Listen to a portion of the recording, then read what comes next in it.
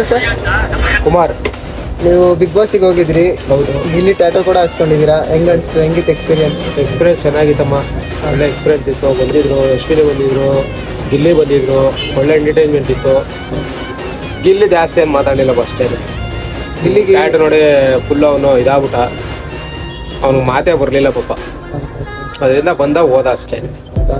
ಆಮೇಲೆ ಗಿಲ್ಲಿದು ಏನಕ್ಕೆ ಟ್ಯಾಟೋ ಹಾಕ್ಸ್ಕೊಂಡಿದ್ದೀರಾ? ಏನು ಇಷ್ಟ ಆಯ್ತು ಅವರಲ್ಲಿ ಅಂತ? ಅವ್ನು ಕಾಮಿಡಿ ಎಂಟರ್ಟೈನ್ಮೆಂಟು ತುಂಬ ಚೆನ್ನಾಗಿದೆ ಅಲ್ವಾ, ಅದಕ್ಕೆ ಮಾರ್ಕ್ಸಿರೋದು. ಗಿಲ್ಲಿ ಗೆಲ್ಲೋದು ಪಕ್ಕನಾ ನಿಮ್ಮ ಪ್ರಕಾರ? 100%, 100% ಸತ್ಯ. ನಿಮ್ಮಂತ ಸಪೋರ್ಟ್ ಮಾಡ್ತಾ ಇರಿ, ಓಟ್ ಹಾಕ್ತಾ ಇದ್ರಿ, ಪಕ್ಕ ಗೆಲ್ತಾರೆ. ಯಾರು ಇಷ್ಟ ನಿಮಗೆ?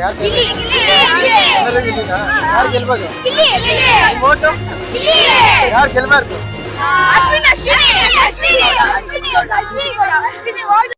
ನನ್ ಮೇಲೆ ನಿನ್ಗೆ ಯಾಕೆ ಇಷ್ಟು ದ್ವೇಷ?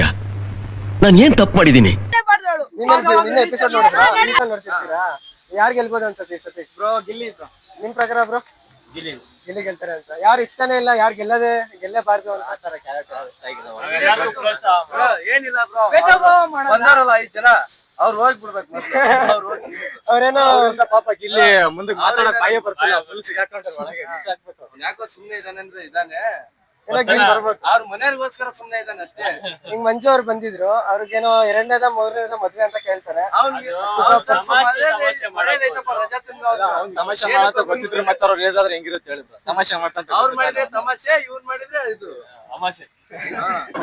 ಯಾವ ಇವೆಲ್ಲ ಬಿಡೋದಿಲ್ಲ ಅಂತ.